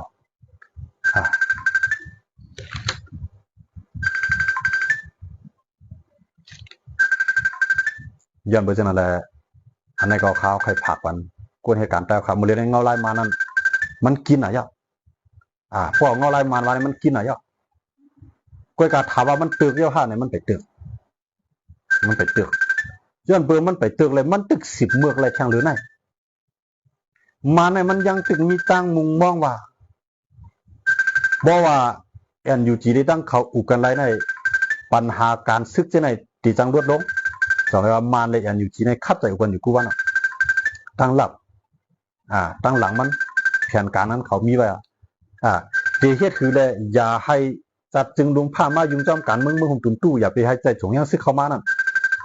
มานก็ตัวเงาลายมันไว้เลยจังเลยว่าเขาตัวว่ามันนั่นมันมีเครื่องระนาบของเขาอันมันปันเจ้าคือเขายึดปันอยากขายยึดปันตั้งยึดปันกู้กลางเขายึดมันตึกยึดไรกองอาวุธทองอาวุธประจำกายไงเครื่องลากหนักอันแย่ลงที่เตะไปเพราะมีก็มีรถทางอันรถทุ่มกรดันไงก็กะว่าเครื่องบินของเขานั่น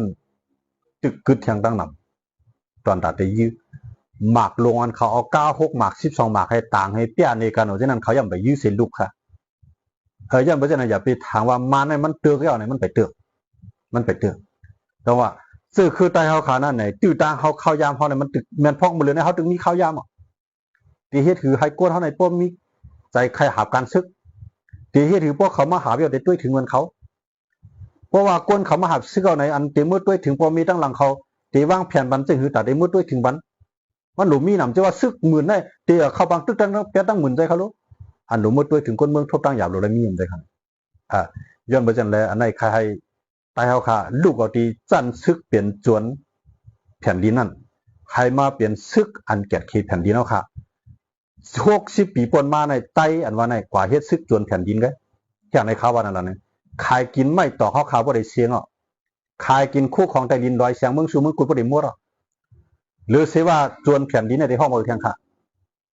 ขวานให้ขวานหน้าขวานวูของขวานกวายเก็บกินมาในครั้ง60 ปีปลายย้อนไปจังนั้นแหละดีป่องใส่ค่ะดีปอหมอกกันให้ก็การอันตีเฮ็ดจวนแผ่นดินนั้นนับตั้งแต่เดือนในวันในปีหน้านั้นรู้ให้เป็นซึกอันเฮ็ดให้กวนเมืองหันกวนเมืองโจมซื้อกวนเมืองหันกวนเมืองหับตอนกวนเมืองหันกวนเมืองอะไรก็เดียนดูเลยเป็นซึกอันนั้นเผยหน้าอะไรก็เจ้าคืออะไรก็ป้อเลียปีกินเฮาหลวฮัดต่อสู้มันเฮาหลวฮัดเข่งตามันเจ้าคืออะไรก็สังเกตว่าพร้อมได้ปกป้องแผ่นดินวันเมืองในแก่ขีบันกวนเมืองเฮาหลวนับเปลี่ยนกวนในเจือจานเดียวกันเฮาหลวนับเปลี่ยนอ้วยดีกันถามว่าดิเป็นเจ้าคือใต้ก็มือเหลือในโคไล่ผู้กำใจโคเขียวหันก่อมเปลี่ยนอันปล่อยแก้งคอเซ็นเตอร์หมักมือในเมื่อเขาเลยปันตั้งหยับก้นเมืองบอกกันนายเนี่ย ไอ้เขียวไล่ผมภูมิใจค่ะก้อยกาสองเขาเฮ็ดสังสิเมียวเขาวันเมื่อยทำเฮ็ดสังค่ะเขาลาดว่าเขาแก่ขี้ก้นเมืองเบื่อเขาหลูกเขาย้อนก้นเมืองหลูกก้นย้อนก้นเมืองคู่ของไทยลีนลินเอาขายทำห้องว่าโจรที่ห้องว่าค่ะยังไม่เจออะไรอันนี้ก็ผักบันก้นเมืองแล้วค่ะฝากบันก้นเหตุการณ์เมืองค่ะกูก็อย่าไปเป็นโจรแผ่นดินให้เป็นก้นหักษาแผ่นดินเอาค่ะสิครับหมายถึงกูก็กูเจ้าดีคำว่าปัญหาในคำขึ้นในไม่ทรงค่ะ